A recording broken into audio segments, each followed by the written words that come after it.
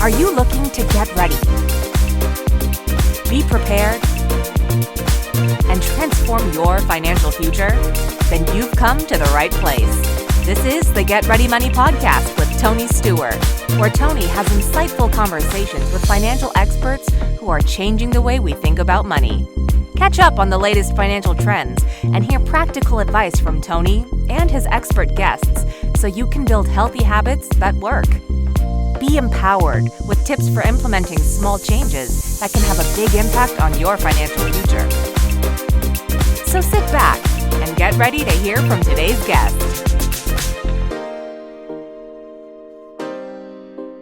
Welcome to the Get Ready Money podcast, changing the way we think about money. I'm your host, Tony Stewart. Money conversations don't just live in spreadsheets and strategies, they live in stories. Today, I'm joined by Allie Zendrian, founder of AtoZ Communications and host of the Brand Stories podcast. Allie spent her career helping people and brands share their message, and today we're diving deep into how storytelling and public relations can transform how we talk about money. Allie, welcome to the podcast. Great to have you here today. Tony, thank you so much for having me. It's very generous of you to offer up your podcast to me. Oh, well, I'm excited to have you. You've got a great message. So let's jump in. Tell us a little bit about yourself. What is your origin story and how did it all lead you to focusing on storytelling? So it's funny, my origin story, I guess, arguably starts in sixth grade. We had a writing assignment that was creative writing, and somehow I took my family's origin. I'm mostly Polish, but I'm named after my great-grandmother. Her name is Alexandra. I set her in ancient Egypt, and there was this whole wild story, but I loved the process. And ever since then, I realized that I really loved writing. So since then, I've been honing my craft. I was an English major in college at St. Joseph's University. Go Hawks. I didn't decide until senior year that I wanted to be a reporter, though, and I felt like that was the best way to marry helping people and my writing skills.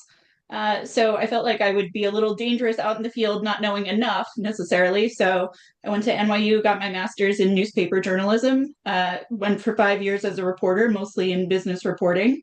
And then I switched over to the other side, to public relations, because I wanted to have more of an opportunity to tell stories. And that was at a point when articles especially were getting so much shorter. It felt like that opportunity was kind of dwindling. So ever since then, I've been looking forward to telling people stories. Well, that's awesome. And it's funny. Sorry, I was just laughing at newsletter journalism because it seems like in just a few short years, newspapers have sort of almost vanished. Well, so actually, it's funny that you say that. So I graduated from NYU in 2007. That was the last class of newspaper journalists, actually. So from then, I think they were calling it Reporting the Nation and Reporting New York. Yes, exactly. So apparently NYU decided at the very least newspapers died in 2007. So, That's a bit for them. But I think it reflects a change, like you said, from storytelling, that there's different mediums to be able to tell stories, and so that is a shift, and PR is a way of telling stories. So, maybe just real quickly, can you give us an overview of how people can use PR to tell their story? Yes, thank you for that. So I think what we're doing in public relations, it depends on how people are utilizing it, but people get so used to I want a press release. And certainly you can tell some level of a story in that, but because there's news focused there, there's a little bit less of a storytelling element.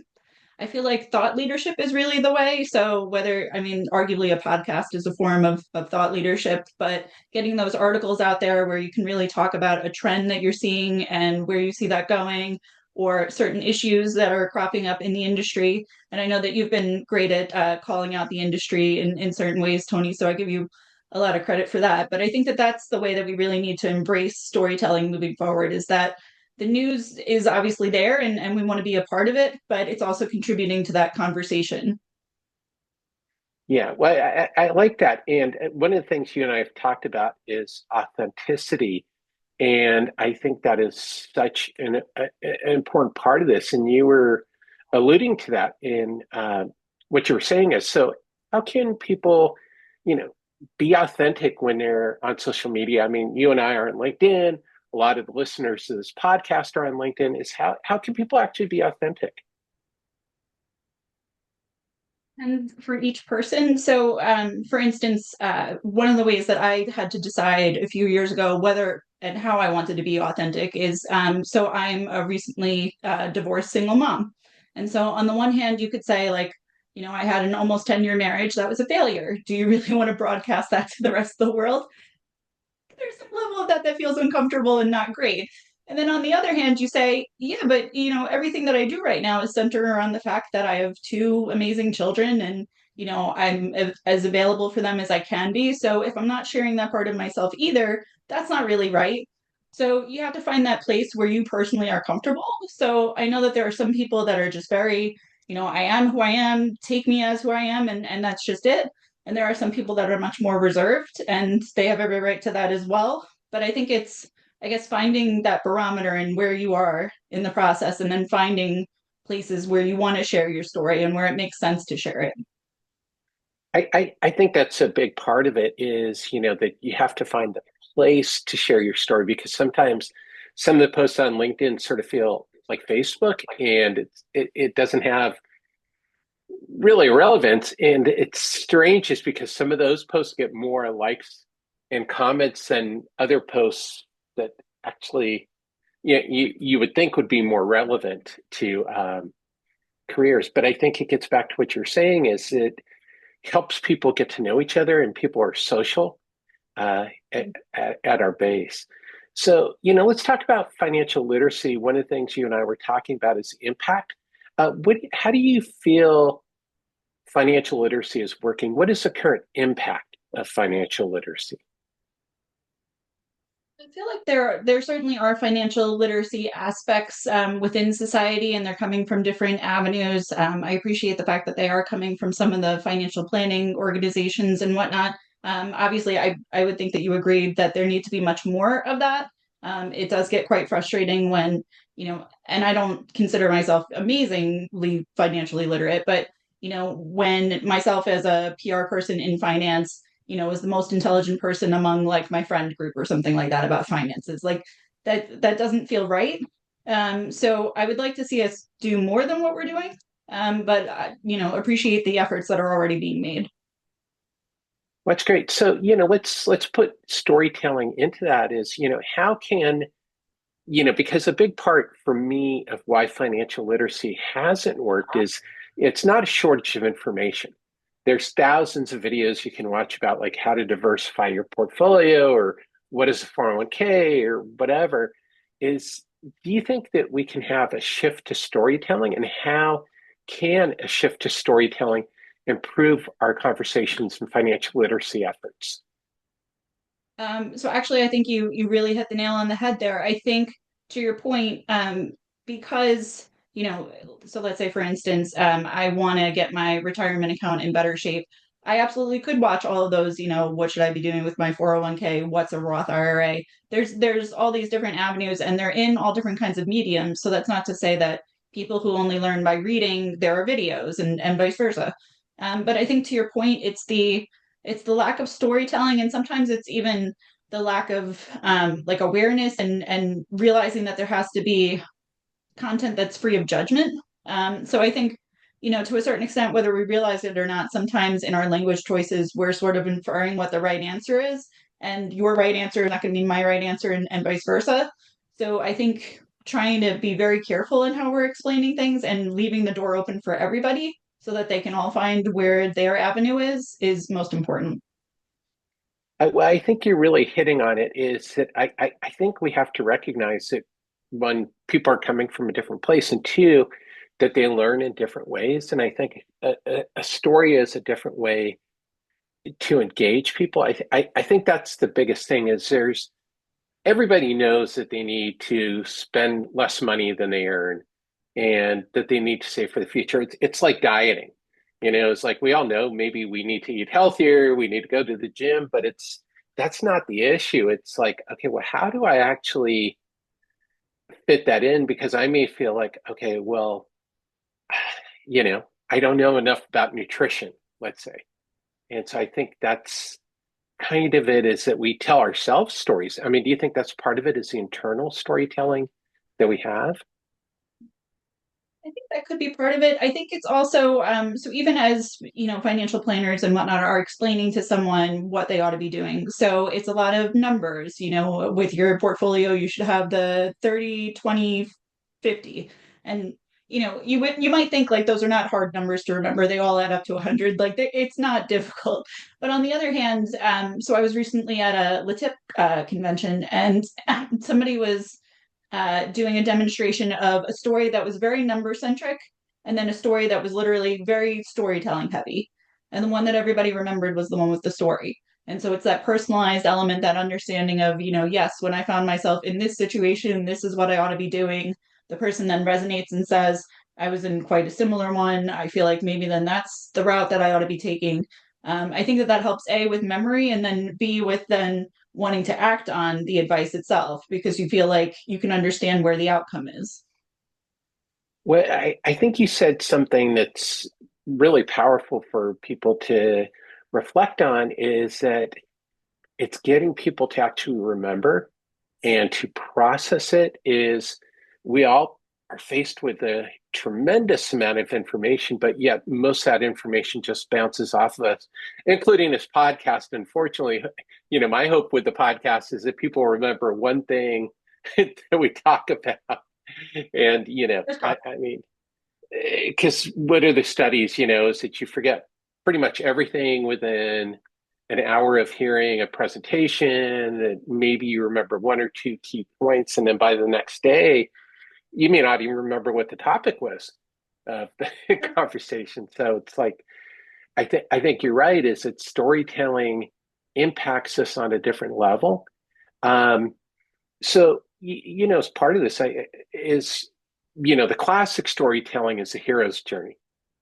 Is Do you think like that's something that we should be using in money, is like a hero's journey? So, but so I guess the way that I would want to frame that, so, and obviously everybody knows what you mean with a hero's journey of explaining, this is how I've overcome this situation. But I think it also has to be from a standpoint of, I don't know that the people in these financial situations feel like heroes. So, I don't feel heroic because I, got rid of all my credit card debt or something. So maybe if we take it from more of a very human place, and taking people through that journey of what it feels like, and we have to show the bumps and the bruises and whatnot. But just getting back to, I feel like, why people remember stories more than facts. Even if we think about it, we all have crazy busy lives. We probably remember more of what we watched last night on TV, and because of the storytelling element, than we do of what somebody told us yesterday during work. So it's how our brains process things. Well, I think, as you said, is, with credit cards, is, yeah, it's not a classic hero's journey, but it is something that we overcome towards our goals. And, Disney is a perfect example of a company that has perfected the hero's journey. Like any of us who have kids, and you watch a kid's movie, it's always a hero's journey. It's always a very clear hero's journey. And I'm just thinking, I don't know why Finding Nemo came right to the top. Is, Nemo is, you know, taken to an aquarium. His dad's got to go find him. He faces all these obstacles in the ocean, including a shark who can't make up its mind if whether he wants to eat fish or not. Whether fish is food, everybody who's watched Finding Nemo gets that. Fish is not food. But, Mhm. in the end, Marlin is able to save Nemo, and, and they're happy together. But, when we're thinking about our clients and our goals, is, that is part of it, is we want our clients to reach their goals. And like you said, is credit cards are one of those challenges that we have to take on. So, I love what you're talking about. Is So, what specific lessons from public relations and branding do you feel can be applied to financial literacy? As I was thinking about this question, I think PR people might feel as if, what role do we really have to play in financial literacy? We're writing up news from a company. What does that have to do with financial literacy? But I think if we delve and take a layer of the onion back a little bit. So if you think about it, so when I started in PR, it was just very, we're starting a new program, here's the announcement. But, especially now, and because there's such a wide variety of news, it's not that you just started a new program, it's what the impact is on the person. So I think that as PR people, if we take more of a responsibility of getting companies to get to that place of, it's not just that you wrote a report or that you started a new program or you went to a new place. What does this ultimately mean for the end user, for the everyday American or other person? How is this going to make a difference in their lives? And the better that we can explain that, the better that we can increase financial literacy, especially within financial services PR, and help people understand, this could down the road impact what you're doing, or maybe this has a negative impact and you want to know about it. But if we keep things at this high level, how are we reaching people? Well, I think you said something that I want to emphasize is that we need to think about the impact of what we're doing. And that's what PR and branding can really do is, I've done some PR campaigns, and the ones that were really successful were ones that really dealt with a very specific issue. Like one of my books, it was after the wildfires in California. Well, that's happened multiple times, wildfires in California, but it was about how to create your financial first aid kit in the event of a wildfire. And so it dealt with like, okay, here's the impact, here's the solution. And I think that's how, as a thought leader or an advisor, that we can think about what we do is like, how are we solving the problem? What impact are we making for our clients rather than, and I think we can even translate this to a client's meeting where you walk in and, some advisors walk in and, I was going to say spreadsheets and things like that, paper, but nobody walks in there anymore. But, we're full of numbers and ideas and concepts, and our clients may be walking in saying, okay, well, I'm worried about this problem. Am I going to have enough money when I retire? And the client's trying to solve a problem, and we're walking in with like a bunch of data, and it's a mismatch. And I think sometimes talking about the issue, so in that particular situation, I can imagine the financial advisor feeling as if, well, I'm explaining to you what you ought to be doing with your Roth IRA. Aren't I solving your problem? Your problem is you don't know whether you're going to live through your retirement or not. But it's communicating about the problem in a different kind of way. So you explaining to me, I need to diversify into XYZ to be able to achieve this solution. Maybe it hits me the right way. Maybe it just feels like this amorphous diversify. I need to hear it in terms of if we do X, Y, and Z, and then you take this step next, it equals most likely you'll be able to live through your life comfortably and everything will be fine. Yeah, no, I think that's well, that's exactly it. Is it's also changing the way that we communicate. I don't really like the phrase meeting our clients where they're at, but it is some degree of that. It's like, okay, what do our clients actually want to hear? What are they looking for from us instead of what, do they want a 500-page financial plan? Probably not. Our engineer clients may very well want that, but for the most part, I'm just reflecting as, I spent the bulk of my career consulting for financial planners. And for most of them, they just wanted to know the bottom line. Although I had one financial advisor I worked with had formerly been a pension actuary. So he wanted to know everything. And so I couldn't have enough data for him. Oh, I'm sure. But so speaking to data, so it's interesting, just as I was reflecting on what you were saying. So Nitrogen recently released a report, and among the things that it showed is that investors really want that transparency, and they want a tech system that will enable them to have that visibility into everything that's going on and have that level of communication. And advisors, on the other hand, don't think that that's what investors want, and are kind of layering on more services and trying to do all the other things, and there's just somehow there's this mismatch with the two of them, and you feel like, how is it that we're not speaking the same language and understanding, I want this over here, so just give me that, and then everything will be great. Yeah, definitely. And so, for me, as part of it is that we just need to do a better job of listening and thinking about what our clients are asking. And I think, that's a way to use PR and branding is to show that we're responsive to that. Mhm. Exactly. Yes. So I have to, and as a PR person, I have to own that and take that major responsibility of helping advisors communicate in a way that their customers want to be communicated to. Yeah, that's it. It's what do they want, not what do we want. And, it's so easy in the financial services industry because we learn all this stuff and we want to share because we think it will be helpful. But it's not, because like you pointed out at the very beginning, is most people are not financially literate, or at least financially literate in the way we hope they will be. We keep expecting people to learn all these things, and it's like billions of dollars are spent on financial literacy, and it's just not having a dramatic impact. So, Yeah.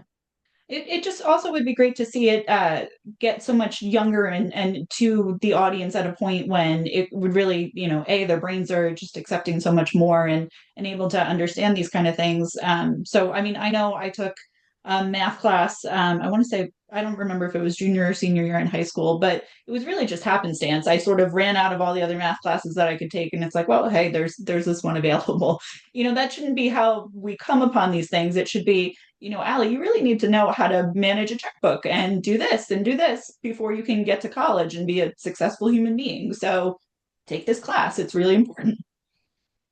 yeah, well, so I go back, I'm a little bit older, is, we actually had home economics in high school. And, Mhm. I took it because, we got to cook a meal one day a week. So, I'm like, hey, this is great. We get free food one day a week. But, another day of the week, we did financial things, like balance a checkbook and things like that. And so it was that's a valuable life skill. So yeah, it's important, and that's the way we can help our clients as well. So Allie, let's switch over to, this is what I call the Get Ready Hot Take Trio. 3 quick questions to help our listeners change the way they think about money. And the first one is, what money myth are you trying to break, or do you think we could try to break as an industry? So I think one of the biggest things is that you really don't need any kind of wealth to be working with a financial advisor. I think that that becomes this thing. For whatever reason, we've said financial advisors, you must have an estate and you must have millions of dollars and this and this. And, if you're going through credit card debt, obviously it's a little more difficult to find somebody because, there's AUM and other requirements that need to be met. But you probably need somebody much more than the person who has millions in an estate. Yeah, and that's just it. And especially now with some of the financial technology platforms, there are ways to access, even a CFP, a certified financial professional, through an app where it's not going to cost a lot of money. And but as you point out, there are a lot of wealth managers who do have a high level of assets that they require um, to work with them, but they're all over the spectrum. So, if you're a consumer, that's something to consider. And as a financial planner, it's something to consider, is that as a financial planner, you may have a lot of different ways to set your rates and to work with clients. So there's Yeah. flexibility. So that's great Mhm. advice. So let's get out the time machine for a minute. What advice would you give your younger self if you could go back in time, knowing what you know now about money? So this took a minute to figure out, but so I think, and Larry Sprung and his wife are very good about harping on this, that experiences matter more than things. So I think, especially as a mother to young kids, when they first were born and whatnot, everything was about, got to buy them the nicest clothes and we should have all the toys and you got to make sure that they're happy. I've never seen my kids happier than, and, granted, like Disney World is expensive, so I get that, but being right in front of the castle and you've got your princess outfit on and like that's what my daughter talks about. It's not the toy that I bought her, it's the feeling. So I wish that I had saved myself a little money there. Well, and I think that's true overall. Is of course, this podcast is going to be released after Mother's Day, but I was reflecting on, somebody wrote an article about that. Is like, what do you buy your mother who's had 30 Mother's Days? Is there something new you can buy her? Is, instead treat them to an experience. And I think that's important as we go through the different seasons of life and the different events is, like, as you point out, that's what has an impact. People remember the experiences, and your daughter's going to remember that probably, for the rest of her life, but she's not going to remember probably the princess doll that you bought her at the same time that she absolutely had to have because she's going to die if she doesn't get it. Well, and I'm glad that you recognize she was the one who definitely like, you can't leave the store unless you have, really, you're going to lose the thing. Like, let's just be honest. Yeah, exactly. And, for those who haven't been to Disneyland or Disney World, is they have their own little sales funnel where you go through the Mhm. line, they get you all excited for the ride, you go through the ride, and then you have to leave the ride by going to the gift store. And, so they set up their own journey Mhm. for people. So, and talk about public relations and branding, I think we could say Disney's done a pretty good job there. Oh, definitely. They absolutely have. And you're right. It's very difficult to leave a ride and just don't look, just walk, walk. Exactly. And you can't distract the little ones because they know, maybe the Mhm. really small ones don't know, but, by the time they're a little bit older, but anyway, that's probably not that's a topic for another conversation, Disney's branding and maybe lessons we can take to financial literacy. But to wrap up, what is your number one tip on changing the way we think about money? Um, so I think, regardless of the financial situation that you're in, if you're listening to this podcast, we're probably very fortunate people. Whether you have a ton of credit card debt, whether you have personal loans, whether you have student loans, whether you are a millionaire, I think sometimes, myself especially, I'm guilty of not realizing how fortunate I am and that, I have the security and help from my family. I have all these different things available to me that not everybody does. So I think that we have to, myself included, do a better job of counting our blessings sometimes. I love that because I think it's so easy to get caught up in, what everybody else has, especially now with like Instagram, where you see all these things and these experiences and you go, oh my gosh, why aren't we doing that? Why don't we have a new car? Why aren't we going on these amazing trips? But that's only just a small part of people's lives, where we do have to count like our blessings, like we do have a house to live in, we do have a car to drive, and we have a job, we have insurance, hopefully, and that there are all these things that we can be grateful for. So, Yeah. Allie, to wrap up, where can people find out more about you and AtoZ? Yeah. So AtoZ Communications is the firm that I run, the public relations firm. So it's AtoZ Communications PR.com. And yeah, feel free to check it out. And if you have any questions, I'd be happy to answer them. Awesome. And for everybody watching and listening, as always, there will be links to Allie's website and social media profiles in the show notes so you can easily get in touch with her and find out what she's up to. So, Allie, thanks again for joining us today and sharing your insights. Thank you. And I look forward to the next time that we Disney branding geek out. That might be an interesting show. And thank you, everyone, as always, for tuning into this episode of the Get Ready Money podcast. If you learned something today to help change your mindset around money or storytelling, please be sure to subscribe or to tell a friend. You can also join the Get Ready movement at tonystewart.com to receive podcast updates, my newsletter, and access to the Get Ready Toolkit, which is a free set of financial literacy resources. Until next time, let's change the way we think about money.